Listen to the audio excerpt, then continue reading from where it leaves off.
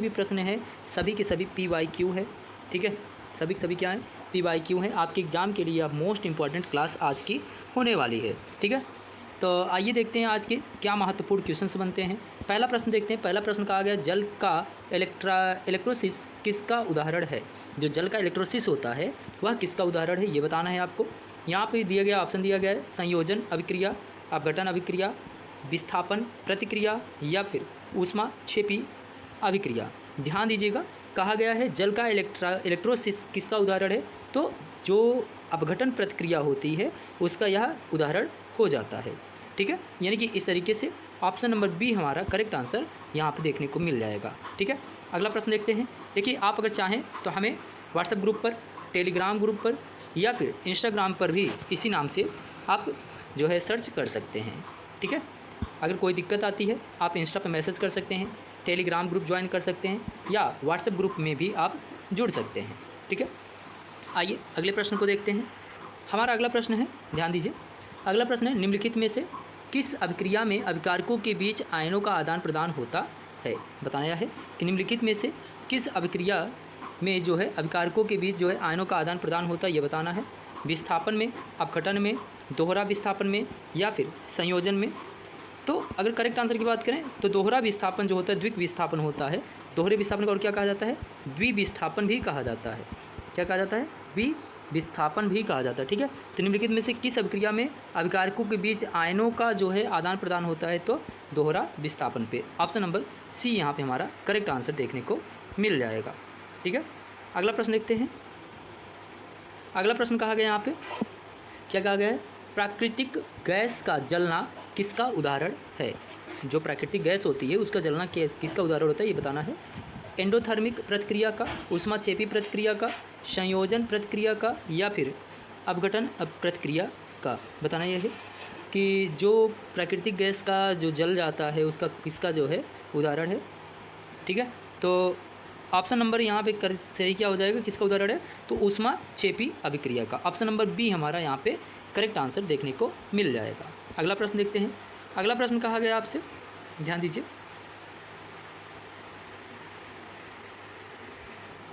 हाँ ध्यान दीजिएगा। अगला प्रश्न कहा गया है ZNO यानी कि जिंक ऑक्साइड का जब कार्बन के साथ क्रिया कराया जाता है तो जिंक और कार्बन मोनोऑक्साइड बनता है। तो इस अभिक्रिया में ऑक्सीकृत और अपचयित होने वाले पदार्थ क्रमशः हैं। बताना यह है कि जो पदार्थ है वह क्या क्या है। ZNO तथा C ये क्या है, पूछा गया है यहाँ पे कि कौन कौन से हैं। पहला ऑप्शन है ZNO और C, दूसरा है ZN और CO, तीसरा है ZNO CO या फिर C कामा ZNO।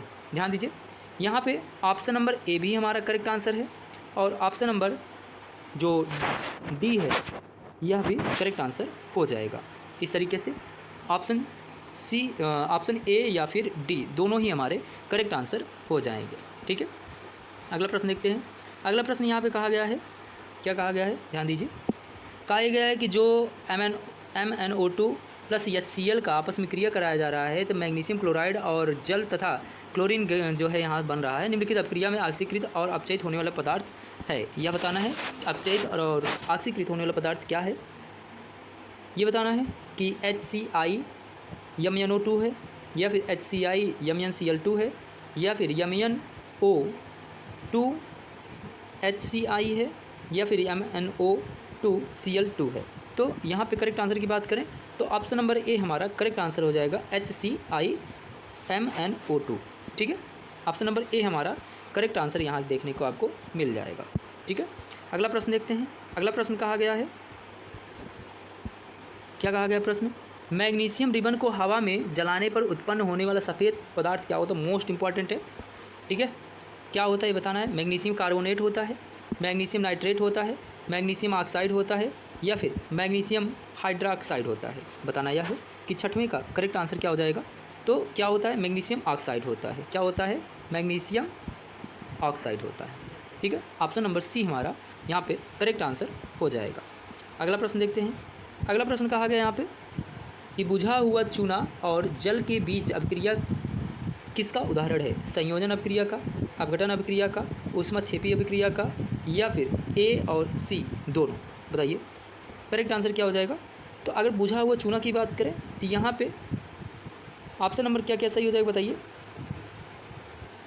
तो ए और सी दोनों मतलब संयोजन अभिक्रिया भी है और साथ ही साथ ऊष्माक्षेपी भी अभिक्रिया है। इस तरीके से दोनों का आंसर क्या हो जाएगा, ऑप्शन नंबर डी हमारा करेक्ट आंसर यहाँ देखने को मिल जाएगा। ठीक है, अगला प्रश्न देखते हैं। अगला प्रश्न कहा गया यहाँ पे, क्या कहा गया अगला प्रश्न, फेरस सल्फेट के तापीय अपघटन से प्राप्त होता है। फेरस सल्फेट के तापीय अपघटन से प्राप्त होता है, क्या प्राप्त होता है, SO2, SO3, Fe2SO3, Fe2O3 या फिर उपयुक्त सभी। बताइए कि यहाँ पे करेक्ट आंसर क्या हो जाएगा। तो अगर फेरस सल्फेट के तापीय जो है अपघटन से प्राप्त होता है, क्या प्राप्त होता है, SO2 भी प्राप्त होता है, SO3 भी, Fe2O3 भी प्राप्त होता है। इस तरीके से ऑप्शन नंबर डी हमारा करेक्ट आंसर यहाँ पे हो जाएगा। ठीक है, अगला प्रश्न देखते हैं। अगला प्रश्न कहा गया यहाँ पे, बुझा चूना पत्थर को गर्म करके बिना बुझा चूना बनाना किसका उदाहरण है। संयोजन अभिक्रिया का, अपघटन अभिक्रिया का, विस्थापन अभिक्रिया का या फिर ऊष्माक्षेपी अभिक्रिया का। तो करेक्ट आंसर क्या हो जाएगा यहाँ पे, ये बताना है आपको। तो कौन सा अभिक्रिया है, अपघटन अभिक्रिया है। ऑप्शन नंबर बी हमारा करेक्ट आंसर हो जाएगा। अगला प्रश्न देखते हैं। अगला प्रश्न है, लेड नाइट्रेट के ऊष्मीय अपघटन में कौन सा नहीं बनता है। ये बताना है लेड नाइट्रेट के ऊष्मीय अपघटन में कौन सा नहीं बनता है, PbO, NO2, N2 या फिर O2। तो अगर हम बात करें लेड नाइट्रेट यानी कि PbNO3, ध्यान दीजिए किसका, लेड नाइट्रेट की बात करें PbNO3 कि ऊष्मीय अपघटन से कौन नहीं बनता, ये पूछा गया है।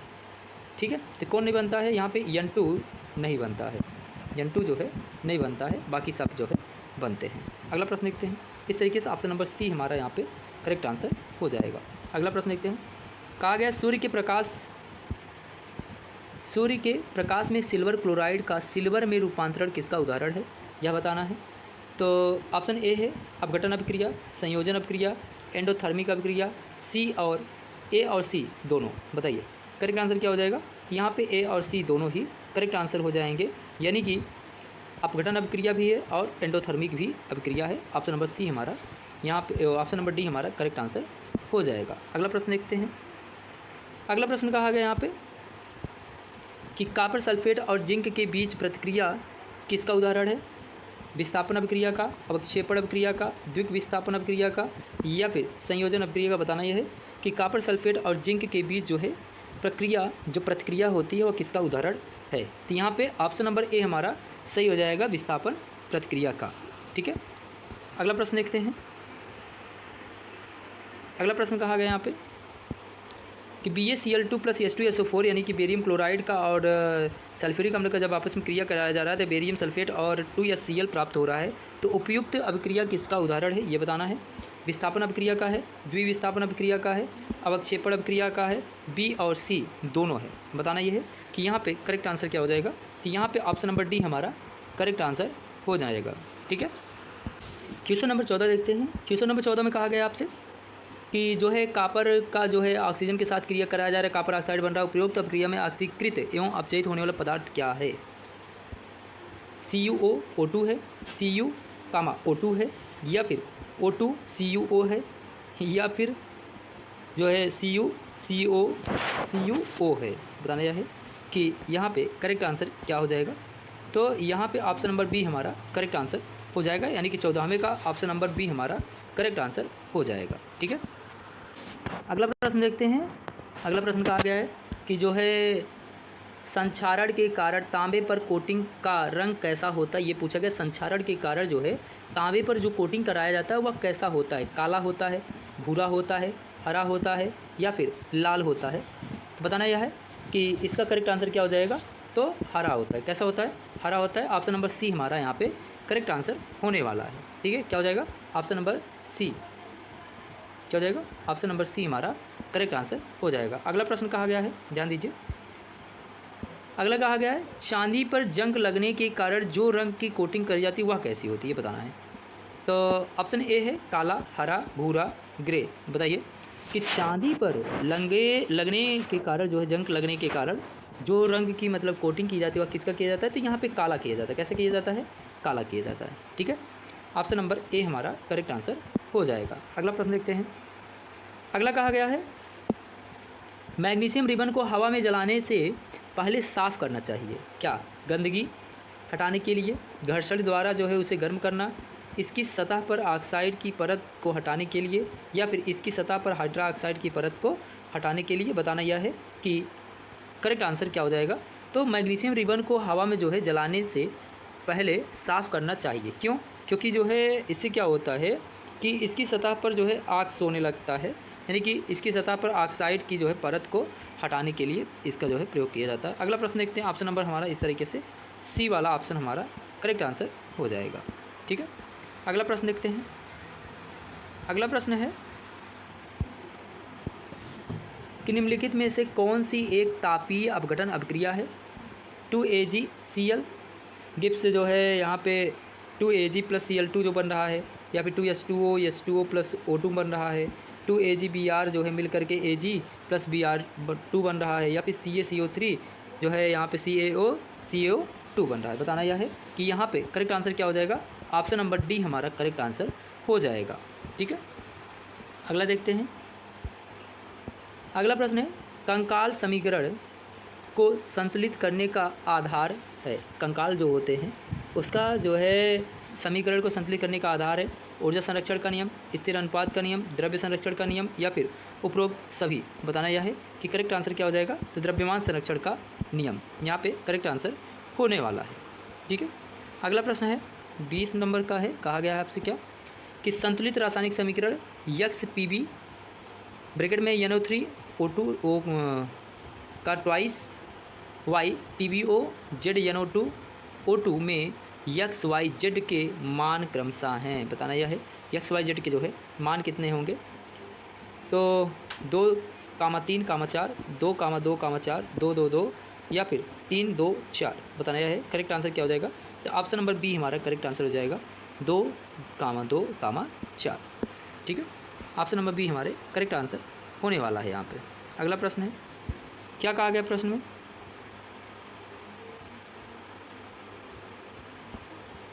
जब कैल्शियम ऑक्साइड में पानी मिलाया जाता है तो क्या होता है।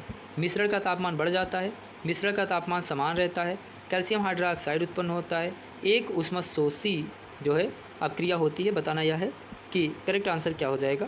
तो यहाँ पे देखिए अगर करेक्ट आंसर की बात करें तो यहाँ पे बताना यह है कि करेक्ट आंसर क्या हो जाएगा। तो मिश्रण का ताप पहली बात तो बढ़ जाता है, दूसरी बात ये भी है कि कैल्शियम हाइड्रोक्साइड यहाँ से उत्पन्न होता है, यानी कि ऑप्शन नंबर दोनों ही हमारे फर्स्ट और जो है थर्ड तीनों ही क्या हैं, करेक्ट है। ठीक है,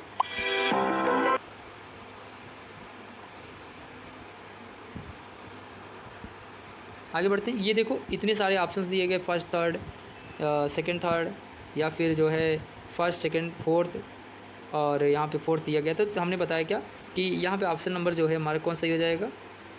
बोलिए, यहाँ पे फर्स्ट और थर्ड जो है करेक्ट आंसर था, आपको बता दिया गया है। ठीक है, कौन सा है, फर्स्ट और थर्ड दोनों ही हमारे करेक्ट आंसर थे। अगला प्रश्न देखते हैं। कहा यह गया है, ध्यान समझेंगे, जब सोडियम सल्फेट और बेरियम क्लोराइड को घोल को जो है मिलाया जाता है तो क्या होता है।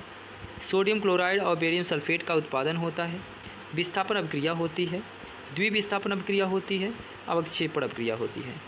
ठीक है, आपको बताना है कि इसमें से क्या क्या होता है। विकल्प दिए गए हैं, ध्यान दीजिए, विकल्प दिए गए हैं क्या क्या। फर्स्ट सेकंड थर्ड दो सही है, फर्स्ट और जो है सेकंड सही है, फर्स्ट और थर्ड सही है, या फिर फर्स्ट थर्ड और फोर्थ ये सही है। बताइए यहाँ पे करेक्ट आंसर क्या हो जाएगा। अगर करेक्ट आंसर की बात करें तो यहाँ पे ऑप्शन नंबर डी हमारा करेक्ट आंसर हो जाएगा। ठीक है, आइए आगे देखते हैं। अगला प्रश्न है, देखिए अगला प्रश्न कहा गया निम्नलिखित अभिक्रिया में से कौन सा जो है संयोजन अभिक्रिया नहीं है। CaOH2O गिब्स जो है CaOH का ट्वाइस, C + O2 CO2 बन रहा है यहाँ पे, CH4O2 CO2 प्लस जो है 2H2O 2H2 plus O2 gives जो है 2H2O। बताना यह है कि करेक्ट आंसर यहाँ पे करेक्ट आंसर क्या हो जाएगा। तो देखिए यहाँ पे CH4 जो है जब ऑक्सीजन के साथ में क्रिया करता है तो कार्बन डाइऑक्साइड और जल बनाता है, यानी कि ऑप्शन नंबर सी हमारा यहाँ पे करेक्ट आंसर हो जाएगा। क्या हो जाएगा? Option number C. कौन सा? Option number C correct answer हो जाएगा। अगला प्रश्न देखते हैं। अगला प्रश्न कहा गया यहाँ पे कि जो है लेड नाइट्रेट को गर्म करने पर जो है निकलने वाला भूरा धुआं होता है, किसका होता है? NO2 होता है, PbO होता है, या फिर O2 होता है, या फिर Pb होता है। ठीक है, Pb का मतलब समझ रहे हैं? Pb का मतलब लेड से है, लेड। ठीक है, अब PbO का मतलब समझ रहे हो? बताओ, कमेंट करके बताओ PbO का मतलब क्या है।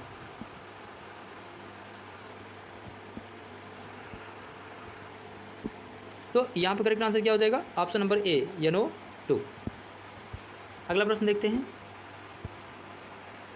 कहा ये गया है, इसमें क्या कहा गया है कि कुछ समय तक सूर्य के प्रकाश में रखने के बाद सफ़ेद सिल्वर क्लोराइड का रंग कैसा हो जाता है, ये बताना है।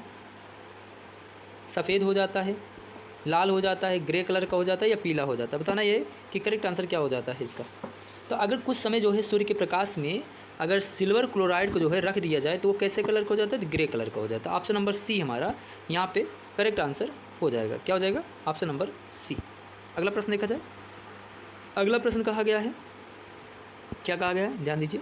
निम्नलिखित में से कौन सी प्रतिक्रिया काले और सफ़ेद फोटोग्राफी में उपयोग की जाती है?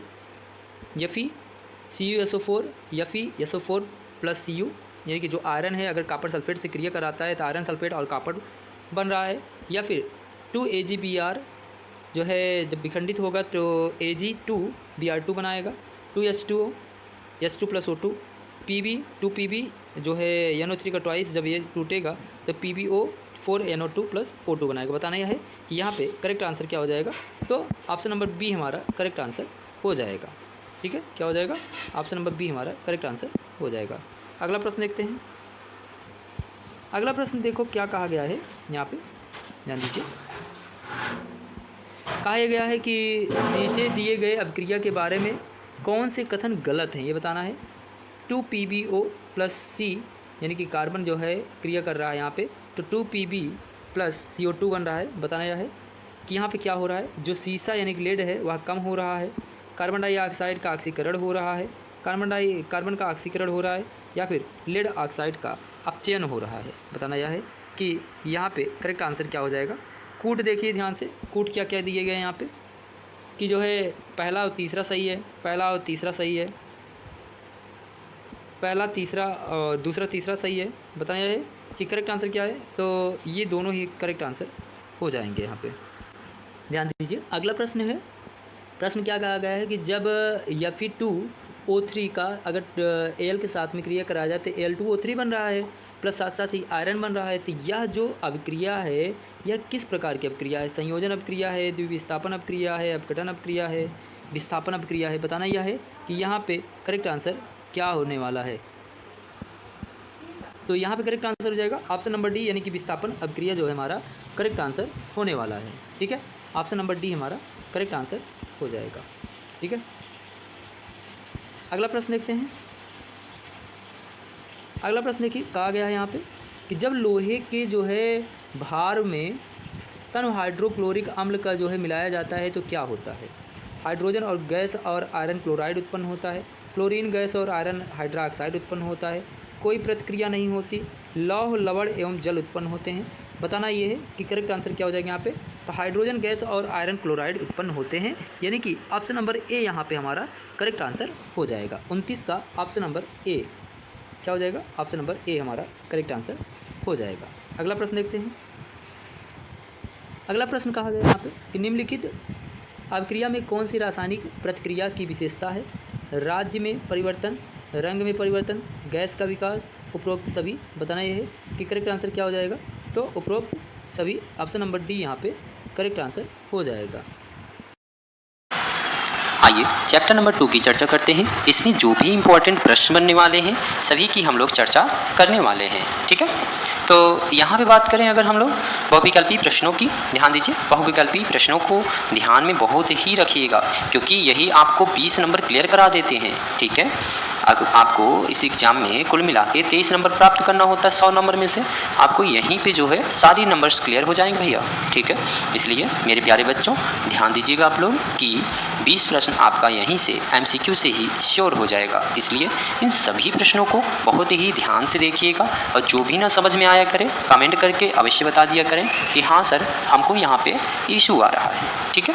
आइए देखते हैं आज के प्रश्नों को। पहला प्रश्न है, मानव शरीर पीएच सीमा के भीतर कुल कुशलतापूर्वक कार्य करता है। क्या कहा गया यहाँ पे, फिर से देखेंगे। मानव शरीर पीएच सीमा के भीतर कुशलतापूर्वक कार्य करता है। कितने पे? 5.6 से कम पर, 5.5 से कम पर, 7 से 7.8 के बीच, या फिर 0 से 14 के बीच। बताना यह है कि आपका करेक्ट आंसर यहाँ पे क्या हो जाएगा। ध्यान दीजिए यहाँ पे करेक्ट आंसर क्या हो जाएगा। 7 से, अगर 7 से लेकर के 7.8 के बीच में रहता है तो मानव शरीर के भीतर यह कुशलतापूर्वक कार्य करता है, यानी कि ऑप्शन नंबर सी हमारा यहाँ पे करेक्ट आंसर हो जाएगा। अगर आप हमसे किसी भी तरीके से जुड़ना चाहते हैं तो आप हमारे व्हाट्सएप ग्रुप पे जुड़ सकते हैं, टेलीग्राम पे भी जुड़ सकते हैं, साथ ही साथ इंस्टाग्राम पे भी जुड़ सकते हैं। मोबाइल नंबर है 7408434951। आप चाहते हैं अगर क्लासेस करना, थ्योरी की क्लासेस आपको क्लास में दी जाती है, जबकि MCQ की क्लासेस आपको YouTube चैनल पर दे दी जाती है, जिससे आपका संपूर्ण तैयारी हो जाता है, ठीक है। अगर हमसे किसी तरीके से जुड़ना चाहते हैं तो व्हाट्सएप ग्रुप, टेलीग्राम ग्रुप और साथ ही साथ इंस्टाग्राम पर भी इसी नाम से आप जुड़ सकते हैं। आइए अगला देखते हैं। अगला प्रश्न क्या कहा गया है यहाँ पे। अगला प्रश्न कहा गया है आपसे कि हमारे दांतों की सड़न तब शुरू होती है जब मुंह का pH हो जाता है। बताना यह है कि हमारे दांतों की सड़न कब शुरू होती है, जब हमारे मुंह का जो है pH मान हो जाता है। कितना? 7 से कम, 5.5 से कम, 5.6 से कम, या फिर 5.5 से कम। बताना यह है 5.5 से अधिक। बताना यह है कि करेक्ट आंसर क्या हो जाएगा। तो यहाँ पे करेक्ट आंसर क्या हो जाएगा, 5.5 से लेकर के अगर कम हो जाता है इसका मतलब यह है कि आपके मुंह में अम्लीयता बढ़ती जाएगी, ठीक है, जिसके कारण क्या होगा कि हमारे दांतों में सड़न शुरू हो जाता है, ठीक है। यानी कि अगर 5.5 से कम हमारे मुंह का pH मान हो जाता है तो हमारे दांतों में सड़न स्टार्ट हो जाता है। ऑप्शन नंबर बी हमारा यहाँ पे करेक्ट आंसर हो जाएगा। क्या हो जाएगा? Option number B. अगला प्रश्न देखते हैं। अगला प्रश्न कहा गया है आपसे, ध्यान दीजिएगा। अगला प्रश्न क्या कहा गया है, ध्यान देना मेरे बच्चों। कहा गया है यहाँ पे बिच्छू बूटी के पत्ते के डंक मारने पर निम्नलिखित में से कौन सा अम्ल स्रावित होता है। एस्टिक अम्ल, साइट्रिक अम्ल, लैक्टिक अम्ल, या फिर मेथेनोइक अम्ल। बताना यह है कि करेक्ट आंसर क्या हो जाएगा। अगर करेक्ट आंसर की बात करें मेरे प्यारे बच्चों तो आप बताइए करेक्ट आंसर क्या होगा। तो ऑप्शन नंबर डी यहाँ पे करेक्ट आंसर हो जाएगा, ठीक है, मेथेनोइक अम्ल, ठीक है। अगला प्रश्न है हमारा, क्या कहा गया है, ध्यान दीजिए। सोडियम क्लोराइड लवण की प्रकृति होती है, कैसा होता है? तटस्थ होता है, मूल होता है, अम्लीय होता है, इनमें से कोई नहीं। बताना यह है कि सोडियम क्लोराइड लवण की प्रकृति कैसी होती है। तो क्या हो जाएगा, तो तटस्थ होता है। कैसा होता है? तटस्थ होता है। ऑप्शन नंबर ए यहाँ पे हमारा करेक्ट आंसर हो जाएगा। अगला प्रश्न देखते हैं। अगला प्रश्न कहा गया है आपसे, क्या कहा गया है कि प्रबल तथा दुर्बल क्षार के बीच अभिक्रिया से उत्पन्न लवण की प्रकृति कैसी होती है। यह बताना है आपको कि प्रबल तथा दुर्बल क्षार के बीच अभिक्रिया से उत्पन्न लवण की जो प्रकृति होती है वह कैसी होती है। बुनियादी होती है, अम्लीय होती है, तटस्थ होती है, या फिर इनमें से कोई नहीं। बताना यह है आपको कि करेक्ट आंसर क्या हो जाएगा। अगर करेक्ट आंसर की बात करें तो कैसी होती है, अम्लीय होती है। प्रबल या दुर्बल क्षार दोनों में से कोई भी हो तो अभिक्रिया के बीच जो उत्पन्न लवण होगी वह अम्लीय ही होता है। ऑप्शन नंबर बी यहाँ पे हमारा करेक्ट आंसर हो जाएगा, ठीक है। अगला प्रश्न देखते हैं। अगला प्रश्न आपसे कहा गया है, क्या कहा गया है कि दुर्बल अम्ल और प्रबल क्षार के बीच अम्ल की लवण की प्रकृति होती है। यानी कि दुर्बल अम्ल और प्रबल क्षार, ध्यान सुनिएगा, दुर्बल अम्ल और प्रबल क्षार के बीच अभिक्रिया से उत्पन्न लवण की प्रकृति होती है, कैसी होती है यह बताना है। बुनियादी होती है, तटस्थ होता है, अम्लीय होती है, या फिर इनमें से कोई नहीं? बताइए यहाँ पे करेक्ट आंसर क्या हो जाएगा। अगर बात करें दुर्बल अम्ल और प्रबल क्षार के बीच अपक्रिया कैसी होती है, तो यह मूल रूप से मतलब यह है कि बुनियादी होती है। सीधी बात समझिए, कैसी प्रकृति होगी इसकी? बुनियादी होगी। ऑप्शन नंबर ए यहाँ पे हमारा करेक्ट आंसर हो जाएगा। अगला प्रश्न देखते हैं। अगला प्रश्न कहा गया है निम्नलिखित में से कौन सा अधातु ऑक्साइड प्रकृति में उदासीन है। क्या पूछा गया है कि निम्नलिखित में से कौन सा अधातु ऑक्साइड प्रकृति में उदासीन है? तटस्थ, अम्लीय, बेसिक, इनमें से कोई नहीं। तो यहाँ पे करेक्ट आंसर क्या हो जाएगा? ऑप्शन नंबर ए, तटस्थ। क्या हो जाएगा? तटस्थ। ठीक है, अगला प्रश्न देखते हैं। अगला प्रश्न है आपसे पूछा गया है यहाँ पे, क्या पूछा गया ध्यान दीजिएगा। अगला प्रश्न है हमारा निम्नलिखित में से कौन सा अधातु ऑक्साइड प्रकृति में उदासीन है? कार्बन डाइऑक्साइड, SO2, H2SO4 या फिर SO3। बताना यह है कि निम्नलिखित में से कौन सा अधातु ऑक्साइड प्रकृति में उदासीन है। तो यहाँ पर क्या हो जाएगा? H2O। ऑप्शन नंबर सी हमारा यहाँ पे करेक्ट आंसर हो जाएगा। अगला प्रश्न देखते हैं। अगला प्रश्न कहा गया आपसे, क्या कहा गया है ध्यान दीजिएगा। अगला प्रश्न देखते हैं। अगला प्रश्न कहा गया यहाँ पे, क्या कहा गया है ध्यान दीजिए। निम्नलिखित में से कौन सा सोडियम यौगिक का एंटासिड घटक है, यह बताना है। ऑप्शन ए है sodium chloroxide, sodium hydrogen carbonate, sodium bicarbonate, bleaching powder. बताना यह है कि इसमें से करेक्ट आंसर क्या हो जाएगा। तो यहाँ पे करेक्ट आंसर की बात करें तो हो जाएगा क्या? Sodium hydrogen carbonate. क्या हो जाएगा? Sodium hydrogen carbonate. अगला प्रश्न देखते हैं। अगला प्रश्न कहा गया है यहाँ पे, क्या कहा गया है कि जल की अस्थायी कठोरता को दूर करने के लिए निम्न में से कौन सा जो है किसका प्रयोग किया जाता है? किसका प्रयोग किया जाता है? कपड़े धोने का सोडा का, बेकिंग सोडा का, सोडियम हाइड्रोक्साइड का या फिर ब्लीचिंग पाउडर का। बताना यह है कि जल की अस्थायी कठोरता को दूर करने के लिए किसका प्रयोग किया जाता है। तो धोने का जो सोडा होता है उसका अगर प्रयोग करते हैं तो जल की अस्थायी जो कठोरता होती है वह दूर हो जाता है, यानी कि 10वें का option number A correct answer हो जाएगा।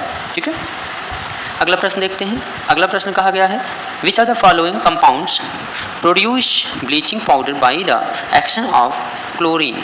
ठीक है, अगला है, अगला ध्यान दीजिएगा। अगला प्रश्न यहाँ पे कहा गया है निम्नलिखित में से कौन सा यौगिक क्लोरीन से क्रिया द्वारा ब्लीचिंग पाउडर उत्पन्न करता है? Sodium hydroxide, calcium hydroxide, sodium carbonate, potassium hydroxide. बताइए यहाँ पे करेक्ट आंसर क्या हो जाएगा। तो अगर करेक्ट आंसर की बात करें तो ऑप्शन नंबर बी हमारा यहाँ पे करेक्ट आंसर हो जाएगा। ठीक है, कैल्शियम हाइड्रोक्साइड। आइए अगला प्रश्न को देखते हैं। अगला प्रश्न कहा गया यहाँ पे प्लास्टर ऑफ पेरिस जल के साथ जब क्रिया करता है, यानी कि जब प्लास्टर ऑफ पेरिस का जल के साथ क्रिया कराया जाता है तो बनने वाला यौगिक क्या होता है, यह बताना है। Copper sulphate, sodium carbonate, baking soda या फिर जिप्सम। बताना यह है कि 12वें का करेक्ट आंसर क्या हो जाएगा। ध्यान दीजिएगा, अगर प्लास्टर ऑफ पेरिस का जो है जल से क्रिया कराया जाता है तो हमेशा जो है H2O बनता है। इसका मतलब H2O नहीं, माफ़ कीजिएगा, यहाँ पर क्या बनता है? जिप्सम बनता है। क्या बनता है यहाँ पे? जिप्सम। ऑप्शन नंबर डी हमारा यहाँ पे करेक्ट आंसर हो जाएगा। ठीक है, अगला प्रश्न देखिए। अगला प्रश्न कहा गया है आपसे 1 बिलियन के नीले लिटमस पत्र को लाल कर दिया जाता है, कर दिया, इसका pH मान संभवतः होती है, हो सकती है कितना? 9। ध्यान दीजिए 9 कहा गया है। ठीक है, 9, 7, 8। 1 मिनट वेट कीजिए प्लीज। यहाँ पे ऑप्शन नंबर 1 गलत दिया गया है, 1। यहाँ पर कितना रहेगा? 1।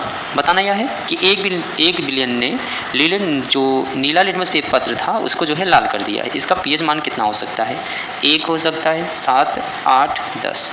बताना यह है करेक्ट आंसर यहाँ पे क्या हो जाएगा। तो ऑप्शन नंबर ए हमारा करेक्ट आंसर हो जाएगा 1, यानी कि नीले लिटमस पेपर को अगर लाल कर रहा है इसका मतलब यह है कि वह अम्ल है। ठीक है, तो इसका 1 आंसर करेक्ट आंसर हो जाएगा। अगला प्रश्न देखते हैं। अगला प्रश्न आपसे कहा गया है यहाँ पे सोडियम कार्बोनेट प्राप्त करने के लिए निम्नलिखित में से किसे गर्म किया जाता है? बुझा हुआ चूना को, बेकिंग सोडा को, जिप्सम को या फिर प्लास्टर ऑफ पेरिस को। बताइए करेक्ट आंसर क्या हो जाएगा। तो बेकिंग सोडा को। ऑप्शन नंबर बी हमारा यहाँ पे करेक्ट आंसर हो जाएगा। अगला प्रश्न देखते हैं। अगला प्रश्न कहा गया है क्लोरो क्षार प्रक्रिया से मिलता है, क्या मिलता है? सोडियम हाइड्रोक्साइड मिलता है, क्लोरीन, हाइड्रोजन, उपयुक्त सभी। बताना यह है कि क्लोरो क्षार प्रक्रिया से क्या मिलता है? तो सोडियम हाइड्रोक्साइड भी मिलता है, क्लोरीन भी मिलता है, जल भी मिलता है, यानी कि तीनों ही ऑप्शन यहाँ पे सही हो जाएंगे। तो इस तरीके से ऑप्शन नंबर डी हमारा करेक्ट आंसर हो जाएगा, उपयुक्त सभी। अगला प्रश्न कहा गया आपसे, ध्यान दीजिएगा। अगला प्रश्न कहा जा रहा है अम्लीय वर्षा का पीएच मान कितना होता है? रेंज बताना है। 7 से 7.8 होता है, 0 होता है, 5.6 होता है, या 5.6 से कम होता है, या फिर 5.6 से अधिक होता है। बताना यह है कि अम्लीय वर्षा का जो पीएच रेंज होता है वह कितना होता है? तो करेक्ट आंसर हो जाएगा क्या? ऑप्शन नंबर सी, यानी कि 5.6 से जो है कम होता है। ठीक है, अगला प्रश्न देखते हैं। अगला प्रश्न देखेंगे। अगला प्रश्न कहा गया है आपसे, क्या कहा यह गया है यहाँ पे कि अम्ल और धातु के बीच प्रतिक्रिया के दौरान कौन सा गैस उत्पन्न होता है? Carbon dioxide, hydrogen, nitrogen, oxygen. बताना यह है कि जब अम्ल और धातु के बीच जो है अभिक्रिया कराई जाती है तो क्या प्राप्त होता है? तो करेक्ट आंसर क्या होता है यहाँ पे? ध्यान दीजिएगा, जब भी कराया जाता है तो हाइड्रोजन गैस यहाँ पे प्राप्त होता है। इस तरीके से ऑप्शन नंबर बी हमारा करेक्ट आंसर हो जाएगा। अगला प्रश्न देखते हैं। अगला प्रश्न आपसे कहा गया है, क्या जब कोई अम्ल धातु कार्बोनेट हाइड्रोजन कार्बोनेट के साथ प्रतिक्रिया करता है तो गैस उत्पन्न होती है। कौन सी गैस उत्पन्न होती है यह बताना है आपको। ऑप्शन ए है हाइड्रोजन, बी नाइट्रोजन, सी कार्बन डाइऑक्साइड, या फिर सल्फर डाइऑक्साइड। बताना यह है कि करेक्ट आंसर क्या हो जाएगा। तो ऑप्शन नंबर सी, यानी कि कार्बन डाइऑक्साइड यहाँ पे करेक्ट आंसर हो जाएगा। अगला प्रश्न देखते हैं। अगला प्रश्न कहा गया है यहाँ पे, क्या कहा गया है कि जब सोडा एसिड अग्निशामक यंत्र में प्रयुक्त सोडियम यौगिक है, कौन सा? बेकिंग सोडा, सोडियम हाइड्रोक्साइड, कपड़े धोने का सोडा, या फिर पोटेशियम हाइड्रोक्साइड। यहाँ पे 19वीं का करेक्ट आंसर क्या हो जाएगा? कमेंट करके बताइए बहुत तेजी के साथ कि करेक्ट आंसर क्या हो जाएगा यहाँ पे। तो यहाँ पे करेक्ट आंसर क्या हो जाएगा? का, यानी baking soda. Option number A हमारा करेक्ट आंसर हो जाएगा। अगला प्रश्न देखते हैं। अगला प्रश्न कहा गया है आपसे, ध्यान दीजिएगा। बोरेक्स तैयार करने के लिए प्रयुक्त सोडियम यौगिक कौन सी है? सोडियम क्लोराइड है, सोडियम हाइड्रोक्साइड है, कपड़े धोने का soda, baking soda, sodium chloride. बताना यह है कि करेक्ट आंसर क्या हो जाएगा। अगर बोरेक्स तैयार करने के लिए प्रयुक्त जो है सोडियम यौगिक की बात करें तो करेक्ट आंसर क्या हो जाएगा? वॉशिंग सोडा, यानी कि कपड़े धोने का सोडा। यहाँ पे करेक्ट आंसर हो जाएगा। अगला प्रश्न कहा गया है कि निम्नलिखित में से कौन सा एक जो है प्राकृतिक सूचक नहीं है, यह बताना है। लिटमस, हाइड्रेंजिया की पंखुड़ी, मिथाइल ऑरेंज, या फिर हल्दी। बताना यह है कौन प्राकृतिक सूचक नहीं है। देखिए ध्यान सुनिएगा, सूचक किसे कहते हैं काफ़ी बार पूछा गया है। तो सूचक क्या होता है? जो अम्ल तथा क्षार दोनों के गुणों के बारे में बताए, यानी कि जो भी पदार्थ आप लिए हैं वह अम्ल है या क्षार है, इसके बारे में जो बताता है वही कहलाता है क्या? सूचक कहलाता है। ठीक है, अच्छा सूचक कितने प्रकार का होता है? तो सूचक 2 प्रकार का होता है। एक अम्लीय सूचक होता है, एक क्षारीय सूचक होता है। अर्थात सूचक कितने प्रकार का? तो सूचक 2 प्रकार का। ठीक है, तो वही पूछा गया है, ध्यान दीजिएगा। एक एक प्राकृतिक सूचक होता है, एक कृत्रिम सूचक होता है। प्राकृतिक सूचक ऐसे सूचक होते हैं जो प्रकृति के द्वारा प्राप्त हैं, और कृत्रिम सूचक ऐसे सूचक होते हैं जो मनुष्यों द्वारा बनाए जाते हैं। ठीक, अगला प्रश्न देखते हैं। तो इसका करेक्ट आंसर क्या हो जाएगा? Option number C, methyl orange. ठीक है, अगला प्रश्न देखते हैं। अगला प्रश्न कहा गया है यहाँ पे, क्या कहा गया है? कहा गया है कि उदासीन माध्यम में लिटमस विलयन का रंग कैसा होता है? बैगनी, लाल, नीला हरा। बताना यह है कि करेक्ट आंसर क्या हो जाएगा यहाँ पे। तो ऑप्शन नंबर ए, यानी कि बैगनी। कैसा हो जाएगा? बैगनी। ठीक है, अगला प्रश्न देखते हैं भैया। अगला प्रश्न कहा गया मित्रों, क्या कहा गया है? निम्नलिखित में से कौन सा एक सिंथेटिक सूचक है? लिटमस, चाइना रोज की पंखुड़ियाँ, हल्दी, या फिर फिनोल्फथीन। बताना यह है करेक्ट आंसर क्या हो जाएगा। तो क्या हो जाएगा यहाँ पे? फिनोल्फथीन। ठीक है, ऑप्शन नंबर डी हमारा यहाँ पे करेक्ट आंसर हो जाएगा। अगला प्रश्न देखते हैं। अगला प्रश्न कहा गया है यहाँ पे कि निम्नलिखित में से कौन सा एक जो है ग्रहण सूचक है? हल्दी, लिटमस, प्याज, मिथाइल ऑरेंज। बताना यह है कि 24वें का करेक्ट आंसर क्या हो जाएगा। तो ग्रहण सूचक है, तो क्या हो जाएगा? ऑप्शन नंबर सी, यानी कि प्याज। यहाँ पे करेक्ट आंसर हो जाएगा। अगला प्रश्न का देख लेते हैं। अगला प्रश्न बहुत ही शानदार है। बताना यह है आपको कि अम्ल धात्विक ऑक्साइड के साथ अभिक्रिया करती है। यह ऑप्शन सही है कि नहीं है। नमक पानी उत्पन्न होते हैं, नमक और पानी जो है उत्पन्न होते हैं। सी है अम्ल और क्षार एक दूसरे के प्रभाव को शून्य कर देते हैं। ऑप्शन डी है नमक एवं H2 के उत्पादन होते हैं।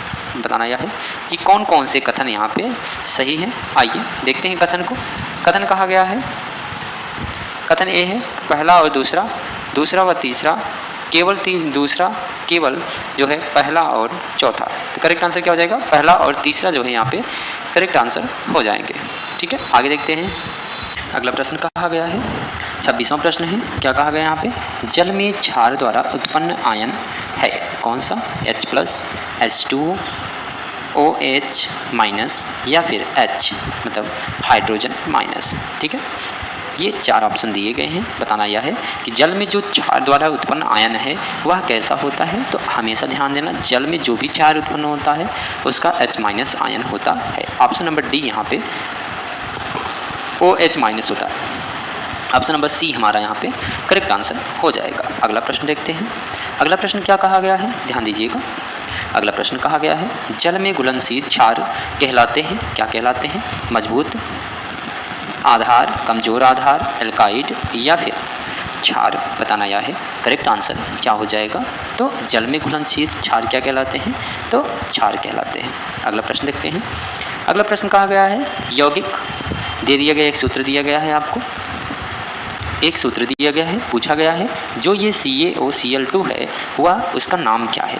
बताइए, ब्लीचिंग पाउडर है, बेकिंग सोडा है, बेकिंग पाउडर है या फिर वाशिंग सोडा है। बताना यह है कि चारों में से करेक्ट आंसर क्या हो जाएगा। तो अगर बात करें CaOCl2 की तो ये क्या है, bleaching powder. Option number A correct answer हो जाएगा। अगला प्रश्न देखते हैं। अगला प्रश्न कहा गया है बेकिंग जो सोडा है उसका रासायनिक नाम क्या है, sodium hydroxide, sodium carbonate, sodium hydrogen carbonate या फिर सोडियम ऑक्साइड। बताना यह है कि करेक्ट आंसर क्या हो जाएगा। तो यहाँ पे करेक्ट आंसर क्या हो जाएगा, sodium hydrogen carbonate. Option number C यहाँ पे करेक्ट आंसर हो जाएगा। अगला प्रश्न देखते हैं। अगला प्रश्न कहा गया है आपसे, कथन है, ध्यान दीजिएगा, सोडियम हाइड्रोजन कार्बोनेट को जब गर्म किया जाता है तो क्या प्राप्त होता है, कार्बोनेट प्राप्त होता है, सोडियम कार्बोनेट, कार्बन डाइऑक्साइड प्राप्त होता है, जल का सोडियम लवण बनता है या फिर जल बनता है। बताना है कि कथन कौन सा सही है। आपके कथन दिए गए यहाँ पे, ध्यान दीजिएगा कथन को। पहला कथन, पहला और तीसरा सही है, पहला तीसरा इसमें भी सही दिया गया है, और दूसरा तीसरा चौथा सही है या फिर पहला दूसरा चौथा सही है। तो करेक्ट आंसर क्या हो जाएगा, तो पहला दूसरा और चौथा सही है, जबकि विकल्प नंबर 2 गलत है। इस तरीके से ऑप्शन नंबर डी हमारा करेक्ट आंसर हो जाएगा। अगला बात करते हैं। अगला प्रश्न कहा गया है यहाँ पे, ध्यान दीजिएगा, वाशिंग सोडा का रासायनिक सूत्र है, क्या है, CaCO3, Na2CO3, Na2CO3 × 10H2O, NaHCO3। बताना यह है कि करेक्ट आंसर क्या हो जाएगा। अगर वाशिंग सोडा का रासायनिक सूत्र की बात करें तो ऑप्शन नंबर सी हमारा करेक्ट आंसर हो जाएगा, Na2CO3 × 10H2O। ठीक है, ऑप्शन नंबर सी हमारा करेक्ट आंसर हो जाएगा। अगला देखते हैं। अगला प्रश्न कहा गया है आपसे, बेकिंग सोडा का रासायनिक सूत्र है NaNO3, NaHCO3, Na2CO3, CaOCl2। बताइए करेक्ट आंसर क्या हो जाएगा यहाँ पे, तो NaHCO3। ऑप्शन नंबर बी हमारा करेक्ट आंसर हो जाएगा। बेकिंग सोडा का रासायनिक सूत्र क्या होता है, याद कर लीजिएगा, मोस्ट इंपॉर्टेंट है आपके एग्जाम के लिए। जितने भी प्रश्न दिए गए हैं सारे प्रश्नों को अटेम्प्ट करने का प्रयास करिए, नहीं तो आपके लिए प्रॉब्लम हो जाएगी। जितने भी यहाँ पे क्वेश्चन दिए गए हैं आपको लिखना नहीं है, केवल आपको देखते जाना है। अगर आपके पास कम टाइम है तो स्पीड थोड़ा फास्ट कर लीजिए, ठीक है, आराम से पूरा देख लीजिएगा एग्जाम के पहले, आपके एग्जाम में यहीं से प्रश्न आने वाले हैं। ठीक है, ऑप्शन नंबर बी हमारे यहाँ पे करेक्ट आंसर हो जाएगा। अगला प्रश्न करते हैं। अगला प्रश्न कहा गया है जिप्सम का सूत्र है, बताइए जिप्सम का सूत्र क्या है। बताइए, ऑप्शन ए है CaSO4 × ½ H2O, ऑप्शन बी है CaSO4, सी है CaSO4 × 2 H2O, ऑप्शन डी है हमारा CaCO3। बताइए करेक्ट आंसर क्या हो जाएगा। करेक्ट आंसर क्या हो जाएगा, ऑप्शन नंबर सी यानी कि CaSO4 × 2 H2O। याद कर लीजिएगा, ठीक है। आइए आगे बात करते हैं, अगला प्रश्न देखते हैं। अगला प्रश्न आपसे कहा गया है, क्या कहा गया है यहाँ पे, जिप्सम को अगर 373 केल्विन पर गर्म किया जाता है तो कौन सा यौगिक बनेगा, यह बताना है। CaSO4 × 5H2O, Na2CO3 × 10H2O, Na2CO3 CaSO4 × 12H2O बताना यह है कि करेक्ट आंसर क्या हो जाएगा। तो बताइए करेक्ट आंसर क्या हो जाएगा। अगर जिप्सम को 373 केल्विन पर गर्म किया जाता है तो कौन सा यौगिक प्राप्त होता है, CaSO4 × 12H2O। ठीक है, अगला प्रश्न देखते हैं। ऑप्शन नंबर डी हमारा वहाँ पे करेक्ट आंसर हो जाता है। अगला प्रश्न देखते हैं। अगला प्रश्न कहा गया है यहाँ पे, क्या कहा गया है, ध्यान दीजिएगा। यौगिक CaSO4 × 12H2O का सामान्य नाम क्या है, अभी बताया गया है, प्लास्टर ऑफ पेरिस। क्या हो जाएगा, प्लास्टर ऑफ पेरिस, यहाँ पे करेक्ट आंसर हो जाएगा। ठीक है, अगला प्रश्न देखते हैं। अगला प्रश्न कहा गया है, हाइड्रोजन कॉपर सल्फेट का रासायनिक सूत्र क्या है। देखिए बताइए, हाइड्रोजन कॉपर सल्फेट, क्या हाइड्रोजन कॉपर सल्फेट का रासायनिक सूत्र क्या है। तो करेक्ट आंसर क्या हो जाएगा, option number B CuSO4 × 5H2O। क्या हो जाएगा, option number B CuSO4 × 5H2O। अगला प्रश्न देखते हैं। अगला प्रश्न कहा गया है, क्या कहा गया है, कहा गया है कि निम्नलिखित में से किस यौगिक का रासायनिक नाम कैल्शियम सल्फेट हेमीहाइड्रेट है। बताइए कि कौन सा ऐसा यौगिक है जिसका रासायनिक जो है नाम कैल्शियम सल्फेट हेमीहाइड्रेट है। तो किसका नाम होता है, तो प्लास्टर ऑफ पेरिस का जो नाम होता है वह क्या है, calcium sulphate hemihydrate. Option number इस तरीके से सी हमारा करेक्ट आंसर हो जाएगा। अगला प्रश्न देखते हैं। अगला प्रश्न आपसे कहा गया है, अगला प्रश्न कहा गया आपसे, ध्यान दीजिए। अगला प्रश्न है कि 1 बिलियन जो है लाल लिटमस पेपर को नीला कर देता है, उसका पीएच मान कितना है, 1 है, 4 है, 5 है, 10 है। बताइए करेक्ट आंसर क्या हो जाएगा, तो 10 है। Option number D correct answer हो जाएगा। अगला प्रश्न देखते हैं। अगला प्रश्न कहा गया है कि एक घोल कुचले हुए अंडे के छिलकों के साथ प्रतिक्रिया करके गैस देता है, तो चूने के पानी को दूधिया कर देता है, तो घोल क्या है, NaCl है, HCl है, LiCl है या फिर KCl है। बताइए करेक्ट आंसर क्या हो जाएगा। तो यहाँ पे करेक्ट आंसर क्या हो जाएगा, HCl हाइड्रोक्लोरिक अम्ल है। कैसा है, हाइड्रोक्लोरिक अम्ल है। अगला प्रश्न कहा गया है, ध्यान दीजिएगा। प्रश्न कहा गया यहाँ पे, अगला प्रश्न कहा गया है कि NaOH के 10 ml विलयन को HCl के साथ दिए गए विलयन के 8 ml द्वारा पूर्णतः उदासीन पाया गया है। यदि हम NaOH के उसी विलयन के 20 ml लें तो उदासीन करने के लिए आवश्यक HCl विलयन की मात्रा होगी 4 ml, 8 ml, 12 ml, 16 ml। तो कितने ml की आवश्यकता होगी, 16 ml की आवश्यकता होगी। अगला प्रश्न देखते हैं।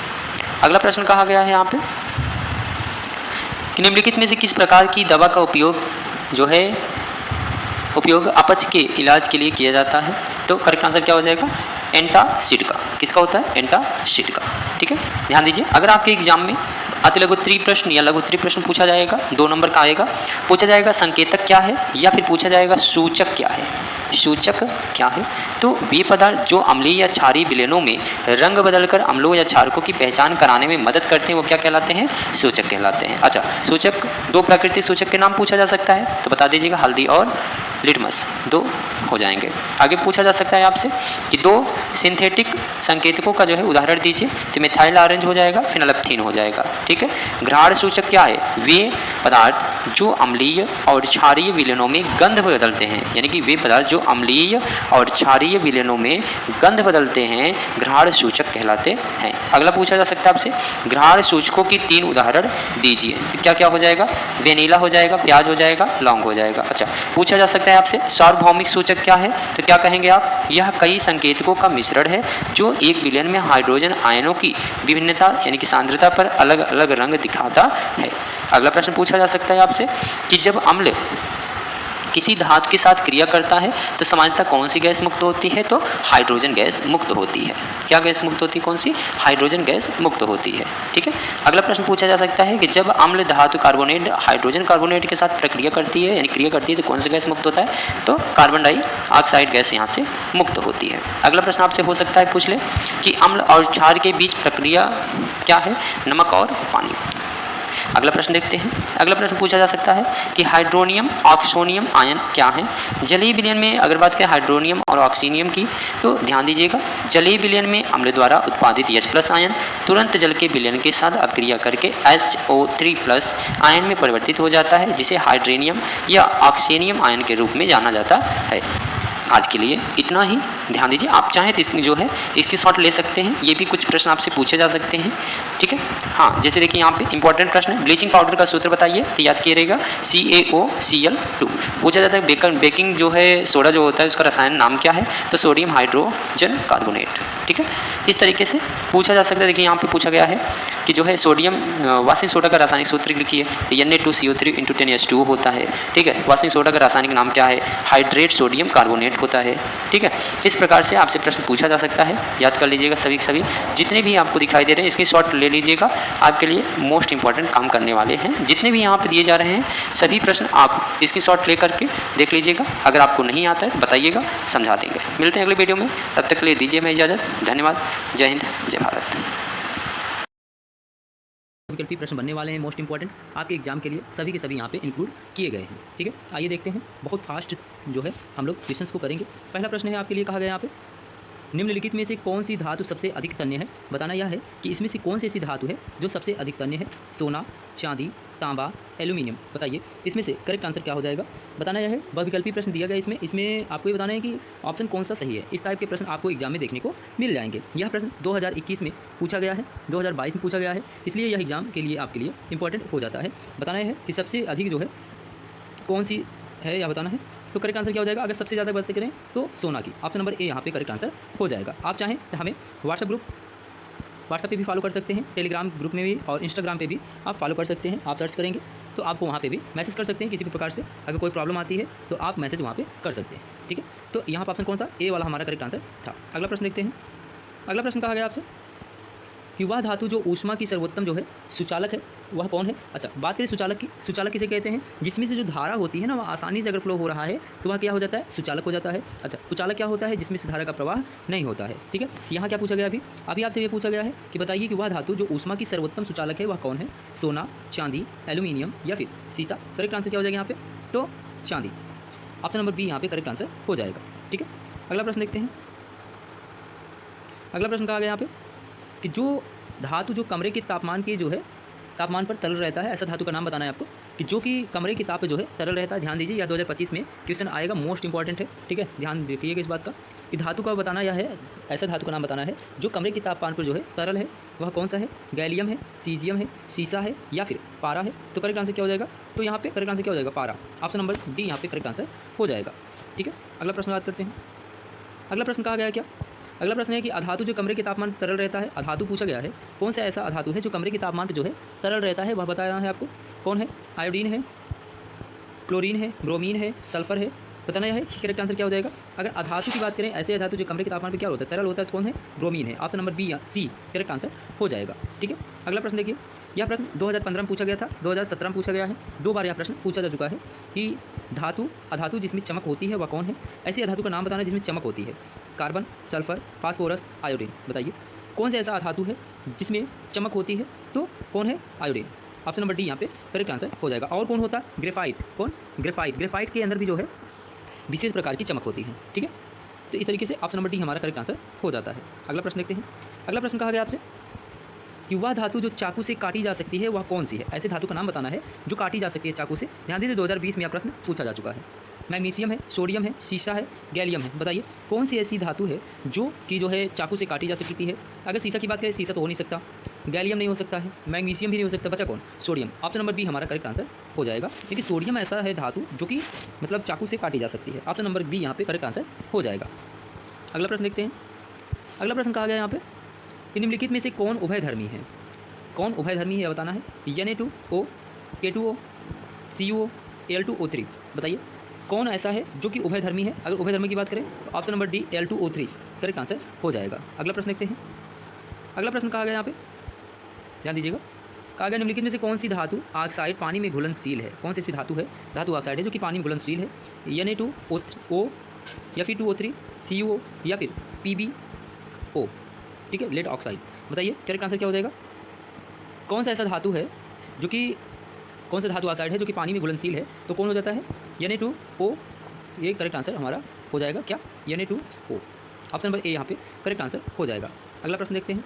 आज कुल मिला के 20 प्रश्न हैं जो कि आपको दिखेंगे, इसी तरीके से बने रहिएगा। पूछा गया है यहाँ पे अधातु कॉपर, एल्युमिनियम, सोडियम, आयरन को जब ऑक्सीजन के साथ जो है उसकी प्रतिक्रिया की दर के घटते क्रम में व्यवस्थित किया जाता है तो क्या प्राप्त होता है, यह पूछा गया है। Copper is greater than sodium, sodium is greater than iron, iron is greater than aluminium. बताना इस प्रकार से आपको कि करेक्ट आंसर क्या हो जाएगा। यहाँ पे 4 ऑप्शन दिए गए हैं जो कि आपके स्क्रीन पर है। बताइए इसमें से कौन सा ऑप्शन सही हो जाएगा।